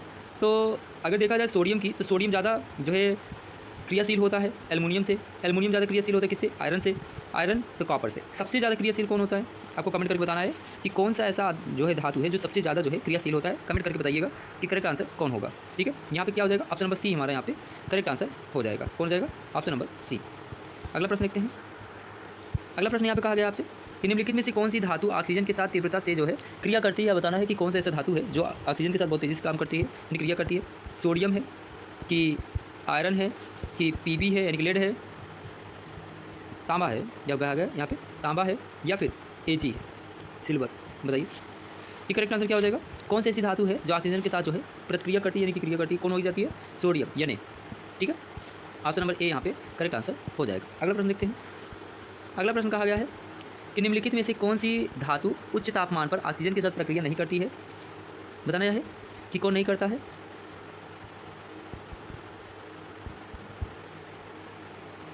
कौन नहीं करता है बताना है। अगर बात करें कौन सी नहीं करती है तो समझ लीजिए आप कौन नहीं करती है। तो एजी यानी कि आयरन जो सिल्वर जो है यहाँ पे क्रिया नहीं करती है। ठीक है, option number C correct answer हो जाएगा। ठीक है, अगला प्रश्न देखते हैं। अगला प्रश्न कहा गया है कि निम्नलिखित में से कौन सी धातु ठंडे पानी के साथ प्रक्रिया करती है। एल्युमिनियम करती है कि आयरन करती है कि सोडियम करती है या फिर कैल्शियम करती है। बताना यह है कि करेक्ट आंसर क्या हो जाएगा। तो कौन हो जाएगा, सोडियम। ऑप्शन नंबर सी यहाँ पे करेक्ट आंसर हो जाएगा। अगला प्रश्न देखते हैं। अगला प्रश्न कहा गया आपसे निम्नलिखित में से कौन सी धातु केवल गर्म पानी के साथ ही जो है प्रक्रिया करती है। पोटेशियम है, मैग्नीशियम है, एल्युमिनियम है या फिर कैल्शियम है। बताना यह है कि करेक्ट आंसर क्या हो जाएगा। तो Mg यानी कि मैग्नीशियम। ऑप्शन नंबर बी हमारा करेक्ट आंसर हो जाएगा। अगला प्रश्न देखते हैं। अगला प्रश्न कहा गया यहाँ पे कि निम्नलिखित में से कौन सी धातु केवल गर्म भाप के साथ जो है प्रक्रिया करती है। यह बताना है मैग्नीशियम कि तांबा कि आयरन की जो है कैल्शियम। बताइए करेक्ट आंसर क्या हो जाएगा यहाँ पे। तो कैल्शियम। कौन करता है, कैल्शियम। अगला प्रश्न देखते हैं। अगला प्रश्न है कि निम्नलिखित में से कौन सी धातु जल के साथ जो है बिल्कुल प्रतिक्रिया नहीं करती है। कौन, बताइए आप। घन, Fe, Al या फिर Mg। कौन नहीं करती है बताना है।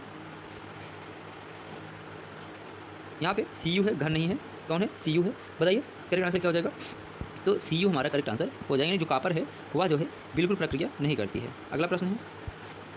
अगला प्रश्न क्या, निम्नलिखित में से कौन सी धातु जो है युग्म बहुत तनु यानी कि HNO3 अम्ल के साथ जो है H2 गैस जो है उत्पन्न करता है। बताना यह है करेक्ट आंसर क्या हो जाएगा।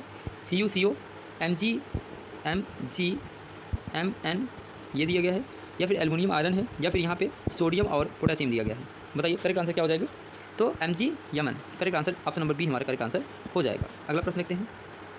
यहाँ पे कहा गया है कि जो आयरन है, एल्युमिनियम है, जिंक है ना, कौन कौन, आयरन, एल्युमिनियम, जिंक, मैग्नीशियम तन अम्लों के साथ जो है क्रिया का जो है घटता हुआ क्रम बताना। बताइए कौन सा आंसर हो जाएगा। तो यहाँ पे ऑप्शन नंबर डी जो है करेक्ट आंसर दिखाई दे रहा है कि जो मैग्नीशियम ज़्यादा क्रियाशील है, एल्युमिनियम से एल्युमिनियम जो है ज़्यादा क्रियाशील है, जिंक से जिंक जो है आयरन से। ऑप्शन नंबर डी हमको करेक्ट आंसर यहाँ पे समझ में आ रहा है कि हाँ यहाँ पे करेक्ट आंसर होगा। ध्यान दीजिए 2025 में छपेगा, इस टाइप के प्रश्न जो है देखने को मिल जाएंगे एग्जाम में।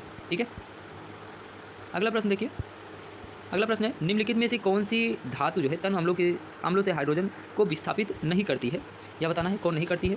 पीबी यानी लेड, या फिर जिंक, या फिर तांबा, जिंक या फिर तांबा या फिर आयरन। बताइए करेक्ट आंसर क्या हो जाएगा यहाँ पे। तांबा क्या होता है, Cu। ठीक है, बताइए करेक्ट आंसर क्या हो जाएगा यहाँ पे। तो Cu। ऑप्शन नंबर सी यहाँ पे करेक्ट आंसर हो जाएगा। अगला प्रश्न देखते हैं।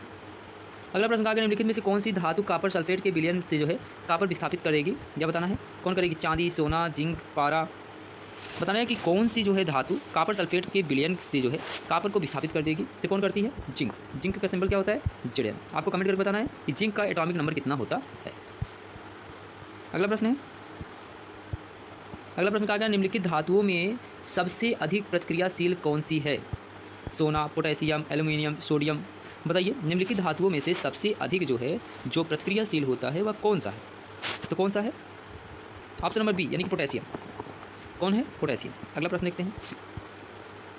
अगला प्रश्न कहा गया यहाँ पे कि धातुओं पोटेशियम, Ag, कॉपर, जिंक क्रियाशीलता घटता क्रम कौन होगा। एग्जाम में इस टाइप के प्रश्न देखने को मिलेंगे, ध्यान दीजिएगा इस बात पर। ठीक है, तो यहाँ घटता हुआ क्रम कौन हो जाएगा? Option number D correct answer हो जाएगा। जो पोटेशियम में ज़्यादा क्रियाशील होता है, जिंक से जिंक ज़्यादा क्रियाशील होता है, कापर से कापर ज़्यादा क्रियाशील होता है, इससे सिल्वर से। ठीक है, अगला प्रश्न कहा गया यहाँ पे, ध्यान दीजिए। कहा गया निम्नलिखित में से धातुओं के कौन से युग्म जो है प्रकृति में मुक्त अवस्था के साथ जो है यौगिक अवस्था में भी पाए जा सकते हैं? कौन सा है बताइए, करेक्ट आंसर क्या हो जाएगा, कौन सा पाया जाएगा? तो Ag और Cu यानी कि सिल्वर और कॉपर जो है पाए जाते हैं। ठीक है, अगला प्रश्न देखते हैं। अगला बार कहा गया आपसे जो सिनेबार होता है निम्नलिखित में से किस धातु का अयस्क है? तांबा का, जिंक का, चांदी का या फिर पारे का? सिनेबार निम्नलिखित में से किस धातु का अयस्क है यह बताना है। तो किसका है? तो पारे का। ऑप्शन नंबर डी यहाँ पे करेक्ट आंसर हो जाएगा। अगला प्रश्न देखते हैं। अगला प्रश्न कहा गया यहाँ पे कि सल्फाइड अयस्कों से धातुओं के निष्कर्षण के दौरान अयस्कों को धातु का ऑक्साइड में परिवर्तित कर दिया जाता है। इस प्रक्रिया को क्या कहा जाता है यह पूछा गया यहाँ पे। कैल्सिनेशन कहा जाता है, शोधन कहा जाता है, कमी कहा जाता है या फिर भूनना कहते हैं? बताइए यहाँ पे कि जो सल्फाइड अयस्क से धातु को निष्कर्षण के दौरान जो है अयस्क को धातु को ऑक्साइड में परिवर्तित कर दिया जाता है, इस प्रक्रिया को क्या कहा जाता है? तो ऑप्शन नंबर डी यहाँ पे करेक्ट आंसर हो जाएगा। क्या? भूनना। क्या हो जाता है? भूनना। यहाँ पे करेक्ट आंसर हो जाएगा। ठीक है, अगला प्रश्न देखते हैं, कहा गया है। अगला प्रश्न देखते हैं। अगला प्रश्न यहाँ पे क्या कहा गया है आपसे कि कार्बोनेट अयस्क से धातु ऑक्साइड प्राप्त करने के लिए निम्नलिखित में से किस प्रक्रिया का जो है उपयोग किया जाता है? यह बताना है आपको कि कार्बोनेट अयस्क से जो है धातु ऑक्साइड प्राप्त करने के लिए किस प्रक्रिया का उपयोग किया जाता है? कैल्सिनेशन, भूनना, कमी या फिर शोधन का? तो करेक्ट आंसर क्या हो जाएगा यहाँ पे? कैल्सिनेशन का। ऑप्शन नंबर ए हमारा यहाँ पे करेक्ट आंसर हो जाएगा। ठीक है, अगला प्रश्न देखते हैं। अगला प्रश्न यहाँ पे कहा गया है, ध्यान दीजिए। अगला प्रश्न कहा गया है क्या कि जो है निम्नलिखित में से कौन सी प्रक्रिया धातु को उसके ऑक्साइड से प्राप्त करने के लिए उपयोग किया जाता है? कौन से किया जाता है? ऑक्सीकरण, भूनना, कमी, कैल्सिनेशन। तो अगर बात करें प्रक्रिया को जो है धातु को जो है उसके ऑक्साइड से प्राप्त करने के लिए उपयोग किया जाता है, तो कौन सा हो जाएगा यहाँ पे? ऑप्शन नंबर सी यानी कि कमी की, इसकी कमी का। अगला प्रश्न देखते हैं। अगला प्रश्न है यहाँ पे कि निम्नलिखित में से कौन सी प्रक्रिया क्रियाशीलता श्रृंखला के शीर्ष पर स्थित धातुओं के निष्कर्षण के लिए उपयोग की जाती है? यह बताना है। कार्बन न्यूनीकरण, विद्युत अपघटनी, कमी, विस्थापन या फिर ऑक्सीकरण बताना है कि करेक्ट आंसर क्या हो जाएगा यहाँ पे? तो विद्युत अपघटनी की जो है कमी का यहाँ पे प्रयोग किया जाता है। ऑप्शन नंबर बी हमारा यहाँ पे करेक्ट आंसर हो जाएगा। अगला प्रश्न देखते हैं। अगला प्रश्न यहाँ पर दिया जा रहा है कि एल्युमिनियम ऑक्साइड से एल्युमिनियम प्राप्त करने के लिए निम्नलिखित में से कौन सी जो है प्रक्रिया का उपयोग किया जाता है? यह बताना है कि किस प्रक्रिया का उपयोग किया जाता है। कैल्सिनेशन, भूनना, कार्बन न्यूनीकरण या फिर विद्युत अपघटनी अपचयन बताना है कि यहाँ पे करेक्ट आंसर क्या हो जाएगा। तो किस प्रक्रिया का उपयोग किया जाता है? विद्युत अपघटनी अपचयन का। ठीक है, अगला प्रश्न देखते हैं। अगला प्रश्न है कि वह प्रक्रिया जिसके द्वारा पृथ्वी से खनन किए गए अयस्क से मिट्टी, रेत आदि जैसे अशुद्धियों को जो है हटाई जाती है, उसे क्या कहा जाता है? यह बताना है। कैल्सिनेशन, शोधन, अयस्क का संवर्धन या फिर कमी बताना है कि करेक्ट आंसर यहाँ पे क्या हो जाएगा। तो अयस्क का संवर्धन। क्या हो जाएगा? अयस्क का संवर्धन। ऑप्शन नंबर जो है यहाँ पे सी करेक्ट आंसर हो जाएगा। ठीक है, अगला प्रश्न देखते हैं। अगला प्रश्न कहा गया यहाँ पे कि वह प्रक्रिया क्या बताना है कि वह प्रक्रिया जिसके द्वारा किसी अयस्क से प्राप्त धातु की जो है अशुद्धियाँ दूर की जाती हैं वह है कौन सी? संवर्धन, शोधन, कैल्सिनेशन, भूनना। बताइए करेक्ट आंसर क्या हो जाएगा। वह प्रक्रिया जिसके द्वारा जो है अयस्क से धातु प्राप्त से जो है अशुद्धियाँ हटाई जाती हैं वह कौन सा है? तो कौन सा? संवर्धन। ठीक है, तो आज लगभग जो है हम लोगों ने 30 प्रश्नों को किया है, 30 से 31 प्रश्न को किया है। कितने आपके सही होते हैं कमेंट करके अवश्य बताएं कि आपके आखिर कितने सही होते हैं। रोजाना आप 8 बजे जुड़ना बिल्कुल ना भूलें। 8 PM पर आप डेली जो है लाइव आ जाया कीजिए। आपको वीडियो यहाँ पर मिल जाएगा जहाँ पे आपको, अगर आप डेली हमसे जुड़ते हैं तो गारंटी के साथ कहते हैं आपके जो भी 20 प्रश्न आने वाले हैं MCQ आपके करेक्ट होंगे। 20 भी आप कर ले जाएंगे, एक भी आपका मिस्टेक नहीं होगा। ठीक है, शानदार तरीके से अपनी पढ़ाई को कर रहे होंगे और आगे भी आप करेंगे। ठीक है, इसी इच्छा के साथ आपसे तो बस इतना ही चाहिए कि आप पढ़ाई करते रहिए, कंटिन्यू, हम आपके साथ हैं। ठीक है, तो आज के लिए चैप्टर नंबर 4 की हम चर्चा करने वाले हैं। इसमें जितने भी इंपॉर्टेंट प्रश्न बनने वाले हैं इस चैप्टर से टोटल के टोटल हम डिस्कस करने वाले हैं। मेरे साथ बने रहिएगा। ठीक है, आपके एग्ज़ाम के लिए यह क्लास मोस्ट इम्पॉर्टेंट होने वाले हैं। जितने भी PYQ यानी प्रीवियस ईयर क्वेश्चंस हैं आपको इस क्लास में देखने को मिल जाएगा। आइए देखते हैं पहला प्रश्न। पहला प्रश्न क्या कहा जा रहा है यहाँ पर देखेंगे। पहला प्रश्न कहा गया है प्रथम कार्बनिक यौगिक यूरिया का संश्लेषण किसने किया था? यानी कि प्रथम कार्बनिक यौगिक यूरिया का संश्लेषण किसने किया था, यानी कि खोज किसने किया था? कोल्वे ने, वोहलर ने, बजीलियस ने या फिर इनमें से कोई नहीं। तो किसने किया था? अगर करेक्ट आंसर की बात करें तो वोहलर ने। किसने किया था? वोहलर ने। ओके, नाउ आगे बढ़ते हैं, अगले प्रश्न की तरफ देखते हैं। अगला प्रश्न कहा गया यहाँ पे, ध्यान दीजिएगा। अगला प्रश्न है कैल्शियम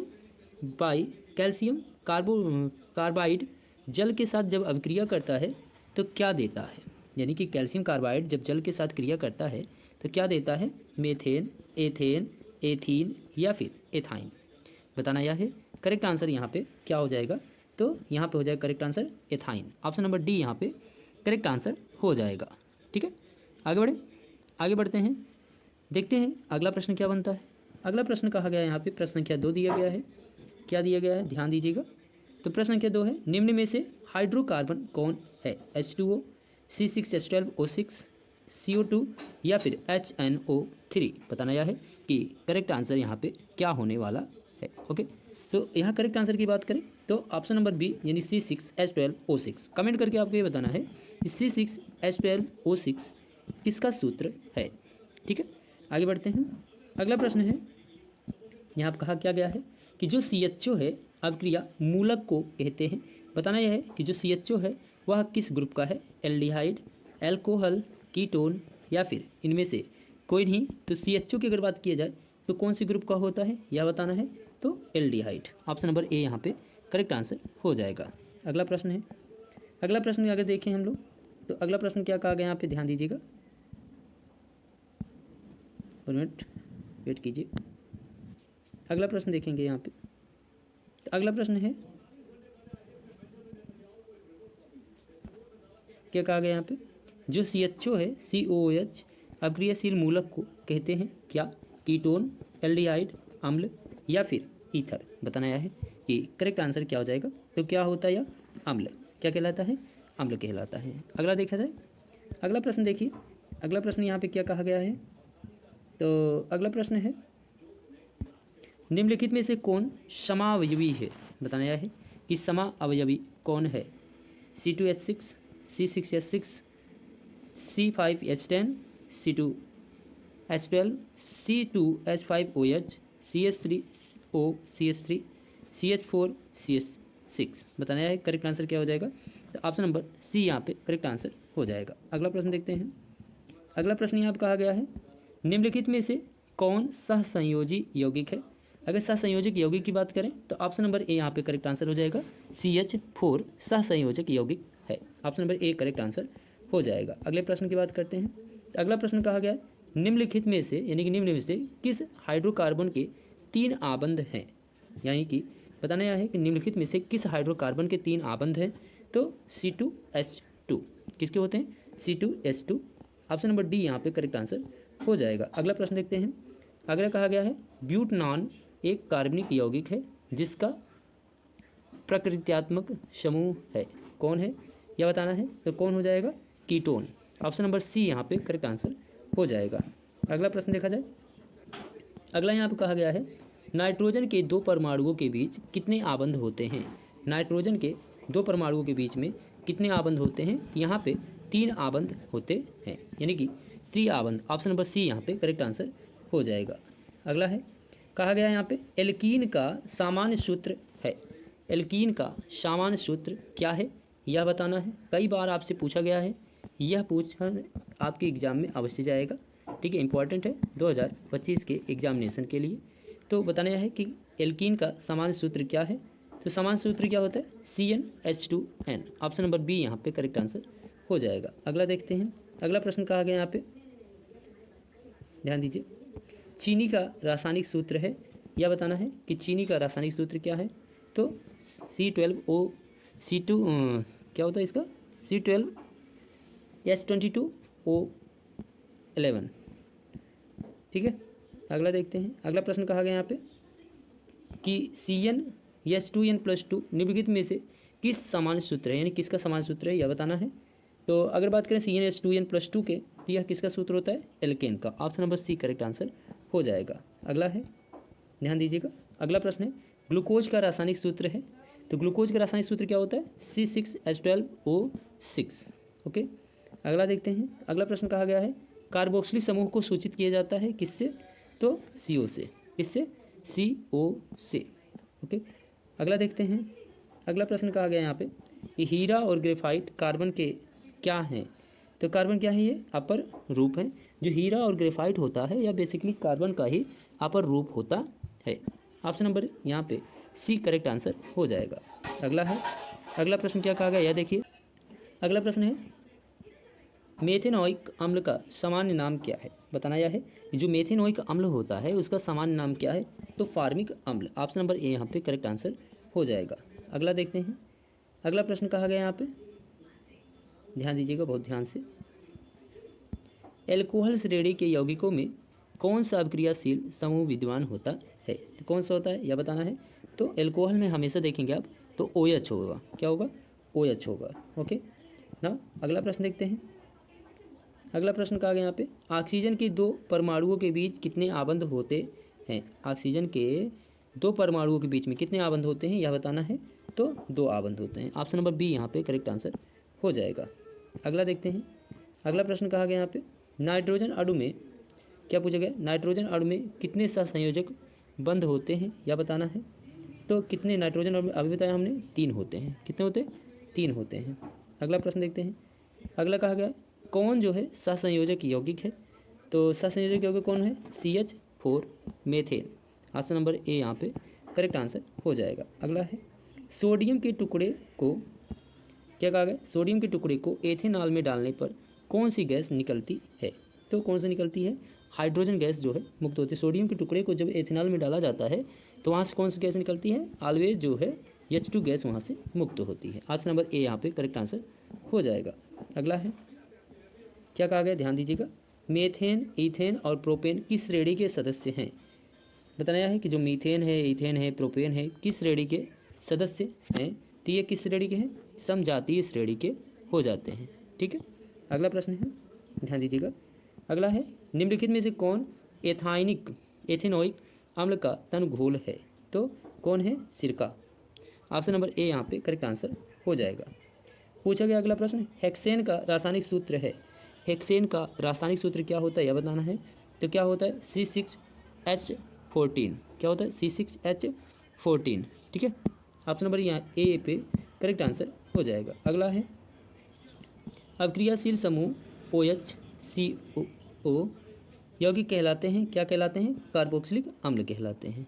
ऑप्शन नंबर बी यहाँ पे करेक्ट आंसर हो जाएगा। अगला देखते हैं, अगला कहा गया यहाँ पे प्रोपीन C3H6 में कौन सा समूह है, तो कौन सा समूह है, एल्कीन समूह है। ऑप्शन नंबर डी यहाँ पे करेक्ट आंसर है।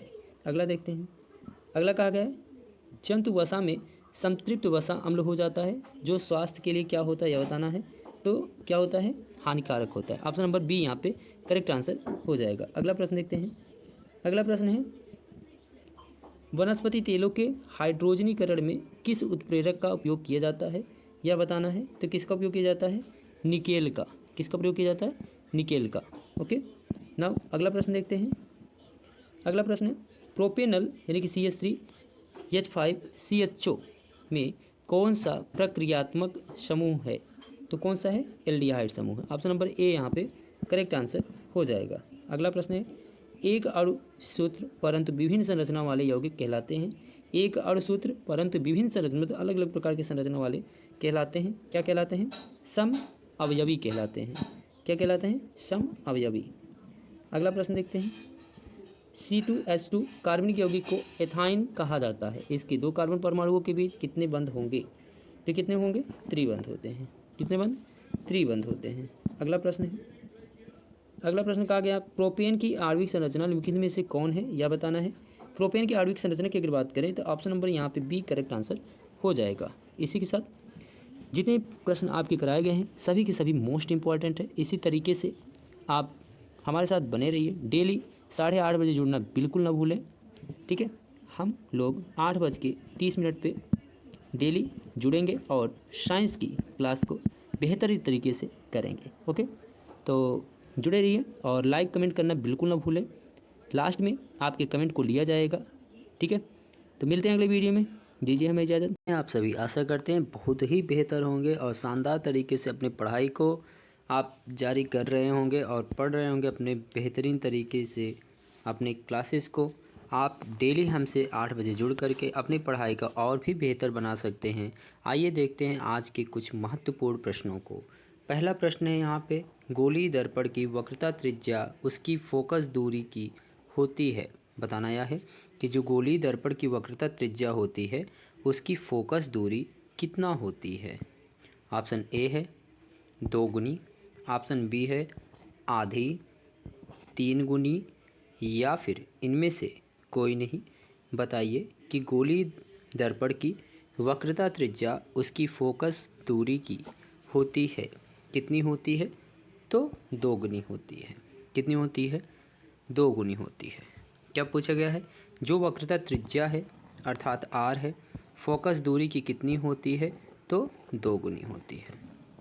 पढ़े होंगे आप F बराबर r/2। क्या पढ़ोगे? F बराबर r/2। यहीं से r का वैल्यू निकालेंगे तो 2F हो जाता है। ठीक है, अगला प्रश्न है इस तरीके से। ऑप्शन नंबर ए हमारा करेक्ट आंसर यहाँ पर हो जाता है। अगला प्रश्न दिया गया है यहाँ पे, ध्यान दीजिएगा। अगला प्रश्न है कि निर्देशांक चिन्ह परिपाटी के अनुसार आपतित प्रकाश की दिशा में मापी गई सभी दूरियां होती हैं। बताइए, निर्देशांक चिन्ह परिपाटी के अनुसार जो आपतित प्रकाश की दिशा में नापी गई दूरियां होती हैं सभी की सभी वो होती हैं, कैसी होती हैं यह बताना है। धनात्मक, ऋणात्मक, दोनों, या फिर इनमें से कोई नहीं। बताना यह है करेक्ट आंसर क्या होगा। तो यहाँ पर करेक्ट आंसर क्या हो जाएगा? धनात्मक होती है। कैसी होती है? धनात्मक। हमेशा जब भी देखेंगे निर्देशांक परिपाटी में जो है, जो आपतित प्रकाश की दिशा में मापी गई दूरियां होंगी सभी कैसी होती हैं? धनात्मक होती हैं। ऑप्शन नंबर ए यहाँ पे हमारा करेक्ट आंसर हो जाएगा। अगला प्रश्न कहा गया आपसे, अगला है यहाँ पर कहा गया 32 सेंटीमीटर जो है वक्रता त्रिज्या वाले उत्तल दर्पण की फोकस दूरी कितनी सेंटीमीटर होती है? यह बताना है कि जो 32 सेंटीमीटर का अगर वक्रता त्रिज्या है तो फोकस दूरी कितनी हो जाएगी, यह बताना है। तो देखिए अभी आपसे कहा है हमने यह बराबर क्या होता है? r/2 होता है। यहाँ पे r का वैल्यू रख दीजिए 32/2, 216 टाइम में जो है कट जाएगा, यानी कि कितना आ जाएगा? 16 सेंटीमीटर। ऑप्शन नंबर सी हमारा यहाँ पे करेक्ट आंसर देखने को मिल जाता है। ठीक है, अगला प्रश्न देखते हैं। अगला प्रश्न कहा गया आपसे, ध्यान दीजिएगा। यहाँ प्रश्न है कि सौर ऊर्जा को संचित करने के लिए दर्पण का उपयोग किया जाता है, यानी कि सौर ऊर्जा को अगर आपको स्टोर करना है उसके लिए जो है किस प्रकार के दर्पण का उपयोग किया जाता है यह बताना है। ऑप्शन ए है हमारा समतल दर्पण, बी है उत्तल दर्पण, अवतल दर्पण, या फिर गोलीय दर्पण। बताना यह है कि करेक्ट आंसर क्या हो जाएगा। तो यहाँ पे करेक्ट आंसर क्या हो जाएगा? अवतल दर्पण। ऑप्शन नंबर सी हमारा यहाँ पे करेक्ट आंसर देखने को मिल जाता है। ठीक है, अगला प्रश्न देखते हैं। अगला प्रश्न कहा गया है समतल दर्पण द्वारा प्रतिबिंब होता है, यानी कि समतल दर्पण जो होता है ना उससे प्रतिबिंब कैसा होता है यह बताना है। वास्तविक, काल्पनिक, दोनों, इनमें से कोई नहीं। तो समतल दर्पण द्वारा जो भी प्रतिबिंब होता है वह कैसा होता है? हमेशा काल्पनिक होता है। कैसा होता है? काल्पनिक होता है। इस तरीके से ऑप्शन नंबर बी हमारा करेक्ट आंसर हो जाएगा। अगला प्रश्न देखते हैं। अगला प्रश्न कहा गया यहाँ पे, ध्यान दीजिएगा। कहा गया है परावर्तन का कोण होता है, परावर्तन का जो कोण होता है वह कैसा होता है यह बताना है। आपतित किरण और दर्पण की सतह के बीच का कोण, आपतित किरण और दर्पण की सतह पर खींचे गए अभिलंब के बीच का कोण, परावर्तित किरण और दर्पण के सतह के बीच का कोण, परावर्तित किरण और दर्पण की सतह के बीच जो है अभिलंबवत खींची गए कोण। बताना है करेक्ट आंसर क्या होगा। यहाँ पे शानदार तरीके से अपनी पढ़ाई को कर रहे होंगे और आगे भी आप करेंगे। ठीक है, इसी इच्छा के साथ आपसे तो बस इतना ही चाहिए कि आप पढ़ाई करते रहिए, कंटिन्यू, हम आपके साथ हैं। ठीक है, तो आज के लिए चैप्टर नंबर 4 की हम चर्चा करने वाले हैं। इसमें जितने भी इंपॉर्टेंट प्रश्न बनने वाले हैं इस चैप्टर से टोटल के टोटल हम डिस्कस करने वाले हैं।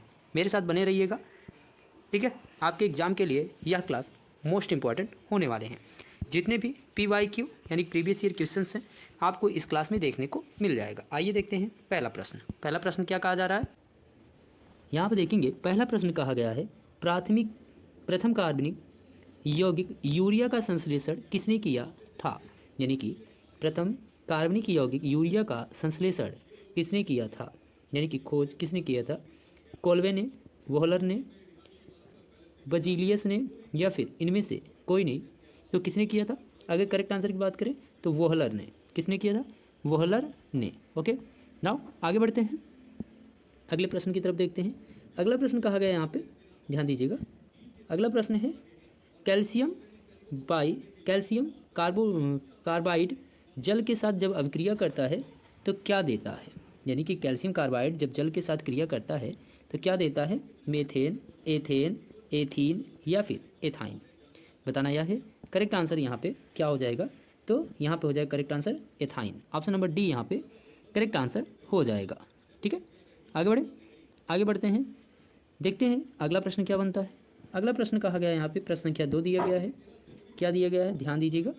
तो प्रश्न संख्या 2 है, निम्न में से हाइड्रोकार्बन कौन है, H2O, C6H12O6, CO2 या फिर HNO3। बताना यह है कि करेक्ट आंसर यहाँ पे क्या होने वाला है। ओके, तो यहाँ करेक्ट आंसर की बात करें तो ऑप्शन नंबर बी यानी C6H12O6। कमेंट करके आपको ये बताना है कि C6H12O6 किसका सूत्र है।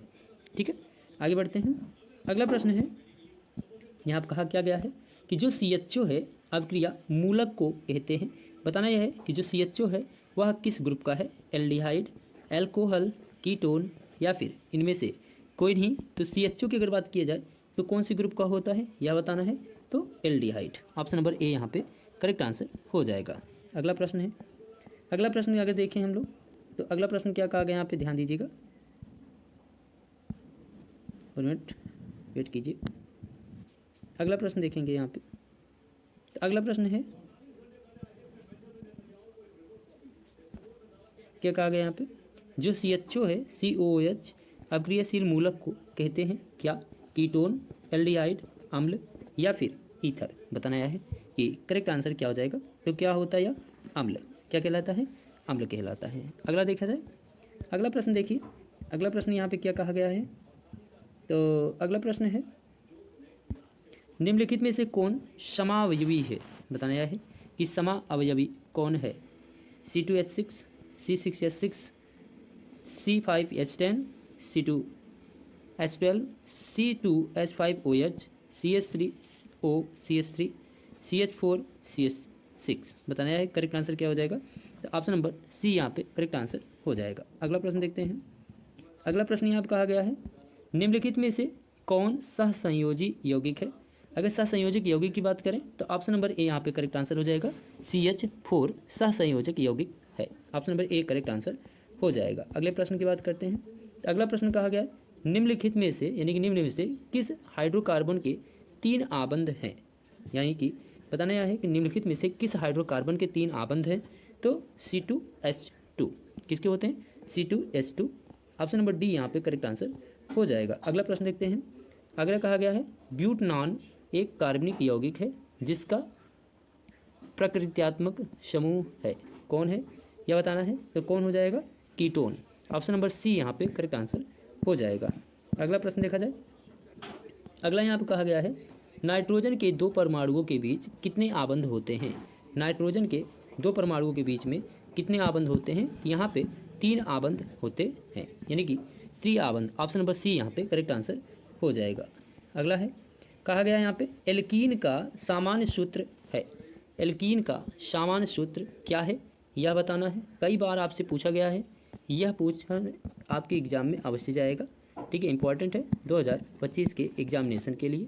तो बताना यह है कि एल्कीन का सामान्य सूत्र क्या है, तो सामान्य सूत्र क्या होता है, CnH2n। ऑप्शन नंबर बी यहाँ पे करेक्ट आंसर हो जाएगा। अगला देखते हैं। अगला प्रश्न कहा गया यहाँ पे, ध्यान दीजिए, चीनी का रासायनिक सूत्र है, यह बताना है कि चीनी का रासायनिक सूत्र क्या है, तो C12O क्या होता है इसका, C12H22O11।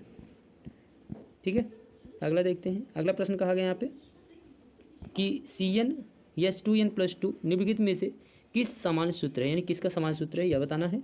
तो अगर बात करें CnH2n+2 के, तो यह किसका सूत्र होता है, एल्केन का। Option number C correct answer हो जाएगा। अगला है, ध्यान दीजिएगा।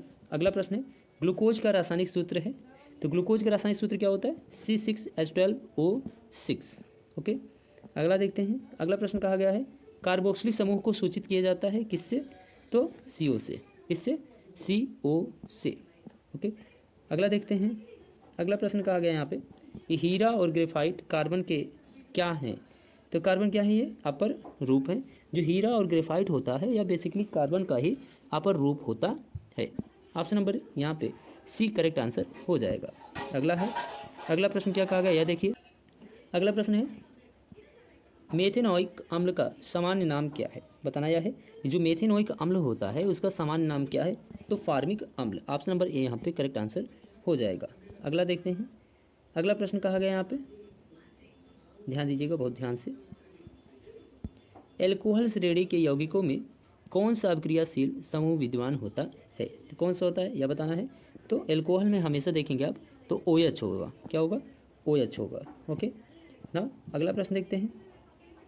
अगला प्रश्न कहा गया यहाँ पे, ऑक्सीजन के 2 परमाणुओं के बीच कितने आबंध होते हैं। ऑक्सीजन के 2 परमाणुओं के बीच में कितने आबंध होते हैं यह बताना है। तो 2 आबंध होते हैं। ऑप्शन नंबर बी यहाँ पे करेक्ट आंसर हो जाएगा। अगला देखते हैं। अगला प्रश्न कहा गया यहाँ पे, नाइट्रोजन अणु में क्या पूछा गया, नाइट्रोजन अणु में कितने सहसंयोजक बंध होते हैं यह बताना है। तो कितने नाइट्रोजन अणु में, अभी बताया हमने 3 होते हैं। कितने होते हैं, 3 होते हैं। अगला प्रश्न देखते हैं। अगला कहा गया कौन जो है सहसंयोजक यौगिक है, तो सहसंयोजक यौगिक कौन है, CH4 methane. Option number A यहाँ पे करेक्ट आंसर हो जाएगा। अगला है सोडियम के टुकड़े को क्या कहा गया, सोडियम के टुकड़े को एथेनॉल में डालने पर कौन सी गैस निकलती है। तो कौन सी निकलती है, हाइड्रोजन गैस जो है मुक्त होती है। सोडियम के टुकड़े को जब एथेनॉल में डाला जाता है तो वहाँ से कौन सी गैस निकलती है, ऑलवेज जो है H2 गैस वहाँ से मुक्त होती है। ऑप्शन नंबर ए यहाँ पे करेक्ट आंसर हो जाएगा। अगला है क्या कहा गया, ध्यान दीजिएगा। मीथेन, ईथेन और प्रोपेन किस श्रेणी के सदस्य हैं, बताया है कि जो मीथेन है, ईथेन है, प्रोपेन है, किस श्रेणी के सदस्य हैं। तो ये किस श्रेणी के हैं, समजातीय श्रेणी के हो जाते हैं। ठीक है। अगला प्रश्न है, ध्यान दीजिएगा। अगला है निम्नलिखित में से कौन एथेनोइक अम्ल का तनुघोल है, तो कौन है, सिरका।